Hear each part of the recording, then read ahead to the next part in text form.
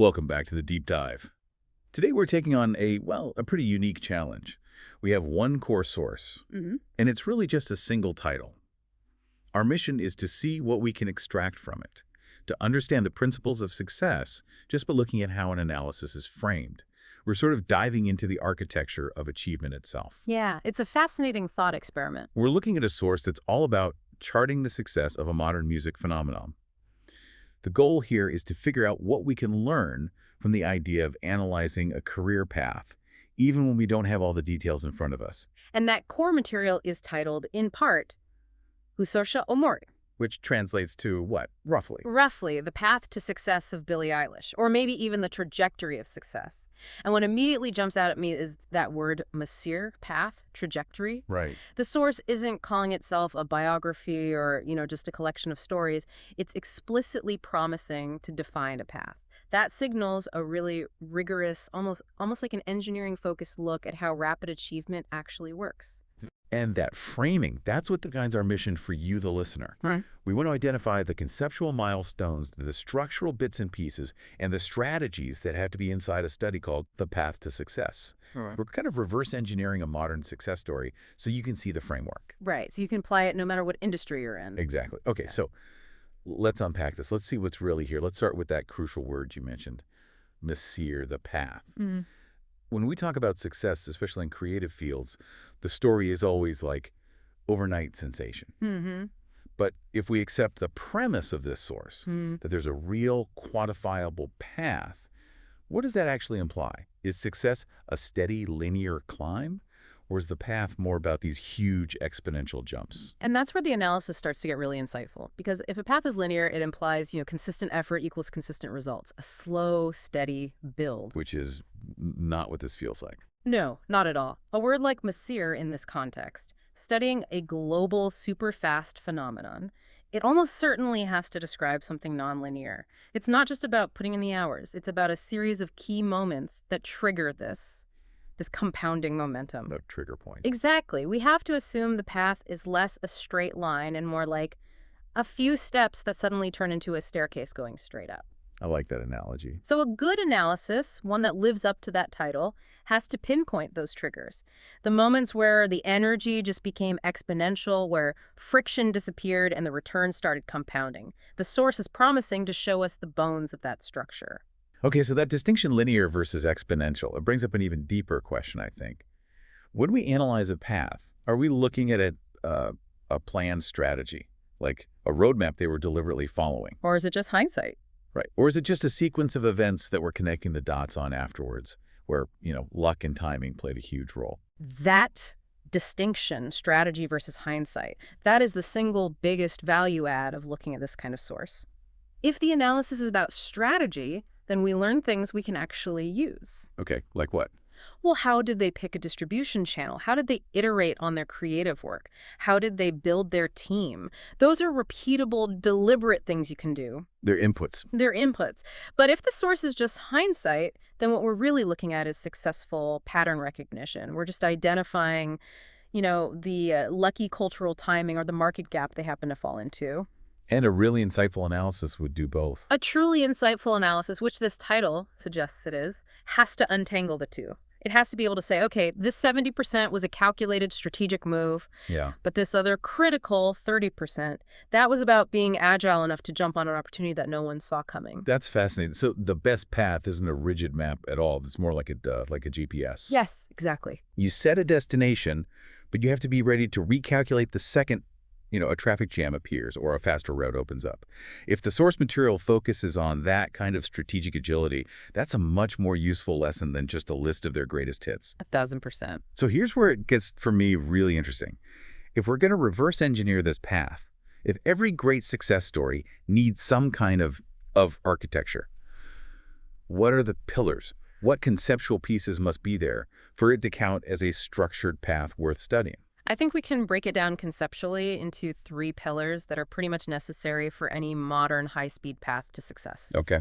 What's the first one? First, you absolutely have to have initial discovery and differentiation. This is the spark. The moment the talent connects with that first little slice of an audience. But it's more than just getting noticed, right? Oh, much more. It's the moment the unique selling proposition gets defined. The path analysis has to explain why this talent, the sound, this idea, managed to stand out when there's just a tidal wave of content on every digital platform. I see. So it's not just getting found. It's about immediately establishing why you're different, creating a barrier so it's hard for others to copy, Precisely. Then the second pillar is platform utilization and scalability. meaning how they use the tools available. Exactly. In today's world, success isn't just the product, it's the delivery system. So the analysis has to show how they leverage technology, not just to share their work, but to scale their audience from, say, 1,000 people to 10 million people. Without losing what made them special in the first place. Yes. Without losing that sense of authenticity that fueled the initial discovery. It's all about minimizing friction for the audience. That focus on minimizing friction. That's so key. Yeah. If it's hard for people to follow along, the momentum just dies on the vine. Okay, so what's the third pillar? The one that makes it last. The third is creative consolidation and reinvention. Once you've got discovery and you've scaled up, the path needs a way to survive long term. So you don't become a one-hit wonder. Exactly. The analysis has to show how they took that initial spark and institutionalized it. Maybe it was through a defining collaboration or super clear branding or a strategic pivot that proved they were a lasting creative force.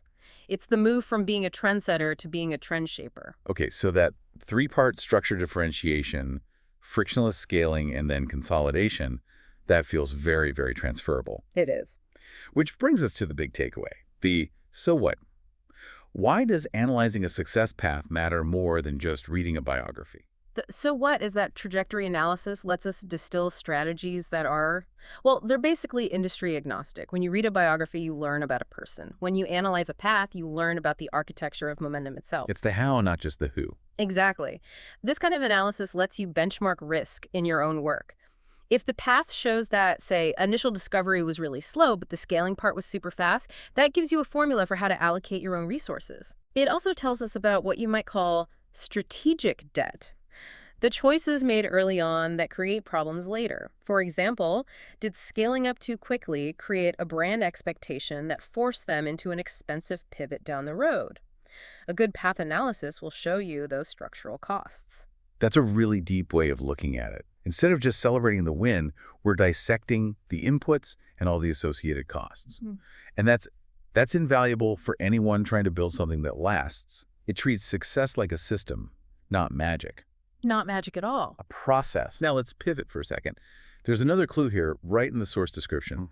It's labeled excerpts. That's not just some random publishing detail, is it? It's a choice. It's absolutely a strategic choice about how knowledge is delivered. The fact that it's presented as excerpts tells us the authors have already done a huge amount of filtering for us. They've cut out the fluff. They've done the heavy lifting. They've gotten rid of the noise, the boring biographical details, the long periods where, frankly, nothing important was happening. So they're only focusing on the high leverage points. The moments of maximum causality. Yeah.